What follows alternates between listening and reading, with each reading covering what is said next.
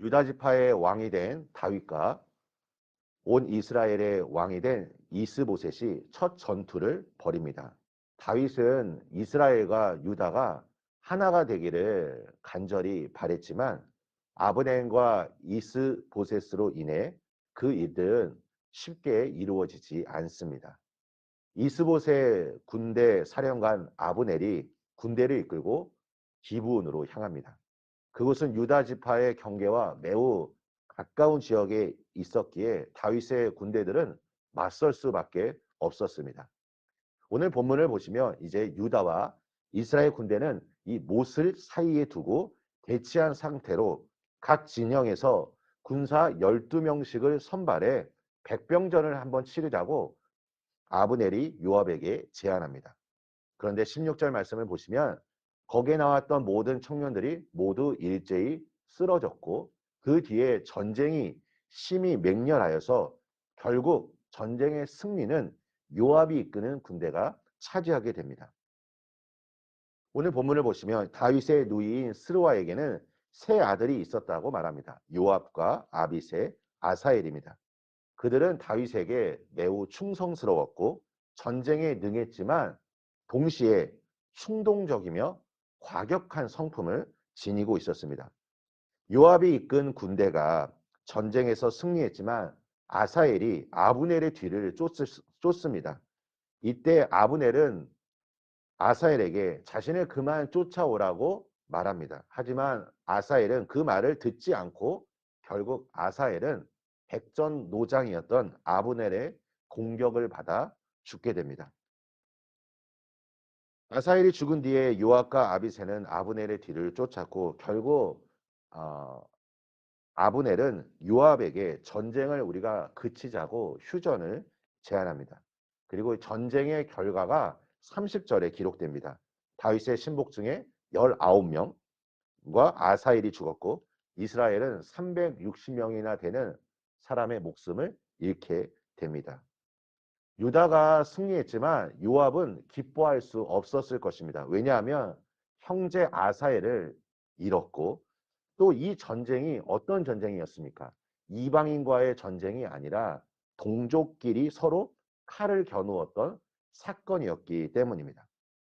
사랑하는 성도 여러분, 오늘 본문 말씀을 통해서 우리가 배울 수 있는 그 적용은 무엇일까요? 아브넬이 전쟁을 시작하게 된 배경이 무엇입니까? 바로 그의 욕심, 욕망 때문이었습니다.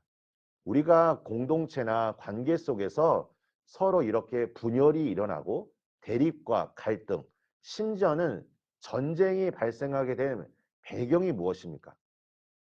아마 대부분은 욕심 때문이라 생각할 것입니다.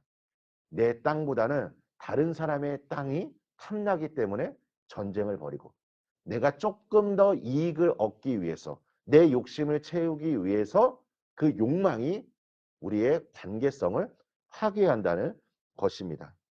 그리고 요압의 형제 아사엘의 죽음은 그의 자만 때문이었습니다. 그는 아브넬의 뒤를 쫓아가는 것을 그만두어야 했습니다. 만약에 쫓아간다 하더라도 일행과 함께 가야 하는데 그가 가진 어떠한 욕심 때문에 그의 자만 때문에 결국 그는 죽임을 당하게 됩니다. 사랑하는 성도 여러분, 하나님께서 오늘 우리를 이 자리에 부르신 이유가 무엇일까요? 오늘 우리 이 자리에서 우리가 기도해야 할 그 이유가 무엇일까요? 나의 욕심을 내려놓고 나의 뜻, 나의 생각을 내려놓고 하나님 아버지의 마음이 부어지도록 우리가 나아가야 하는 것입니다.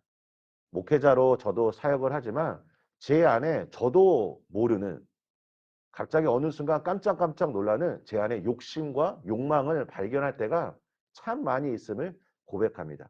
그럴 때마다 이 욕심을 저는 저의 힘으로 이길 수 없기 때문에 하나님께 맡겨드리는 것입니다. 하나님, 저는 이 욕망을 이겨낼 수 없습니다. 하나님 도와주시옵소서. 하나님께서 제 마음을 다스려 주시옵소서. 하나님 제 마음속에 겸손함과 하나님의 자비를 내려 주시옵소서. 그리고 오늘 우리가 이 자리에 모여서 이렇게 기도하며 하나님의 마음이 부어졌을 때 그 하나님의 마음을 아는 자들이 한 공동체로 모인 곳이 바로 우리 교회입니다. 그래서 이 교회는 세상 속에서 빛과 소금의 역할, 그리고 관계 속에서 상처받은 영혼들을 향하여 우리가 해야 할 것은 그들의 마음을 우리가 품어주고 세상 속에 나아가 세상을 치유하는 역할로 쓰임받는 존재가 바로 우리 자신이 되어야 한다는 것입니다. 오늘 본문은 아니지만 3장 1절 말씀을 보십시오. 사울의 집과 다윗의 집 사이에 전쟁이 오래매 다윗은 점점 강하여 가고 사울의 집은 점점 약하여 가니라. 너무 이 본문을 통해서 우리가 발견할 수 있는 것은 하나님은 역사를 주관하시는 분이십니다.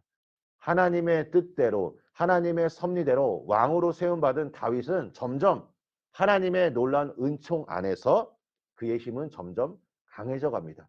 오늘 우리가 기도하면서 주 앞에 구해야 할 것은 하나님의 뜻, 하나님이 원하시는 섭리가 무엇인지, 그 계획하심이 무엇인지를 우리가 발견하는 것입니다. 세상을 이끄는 것과 시대를 이끄는 것은 다릅니다.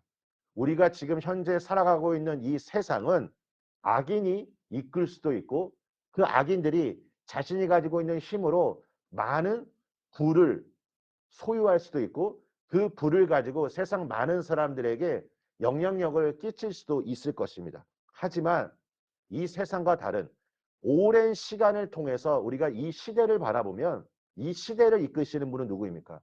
바로 역사의 주관자이신 하나님이십니다. 악인이 잠깐 자신이 세상 속에서 무언가 이익을 얻는다 할지라도 그 악인이 누릴 수 있는 것은 잠깐일 뿐이고 오직 이 역사를 주관하시는 분은 하나님의 뜻, 하나님의 능력임을 우리가 기억하길 원합니다. 그래서 우리가 이 시대를 살아가면서 하나님의 선하시고 기뻐하신 뜻이 무엇인지를 분별하는 지혜가 필요합니다. 로마서 12장 2절에 너희는 이 세대를 본받지 말고 오직 마음을 새롭게 함으로 변화를 받아 하나님의 선하시고 기뻐하시고 온전하신 뜻이 무엇인지 분별하도록 하라. 오늘도 기도하시면서 하나님의 뜻을 발견하시고 오늘 하루도 승리하시는 우리 성도님들 되시기를 예수님의 이름으로 축원합니다.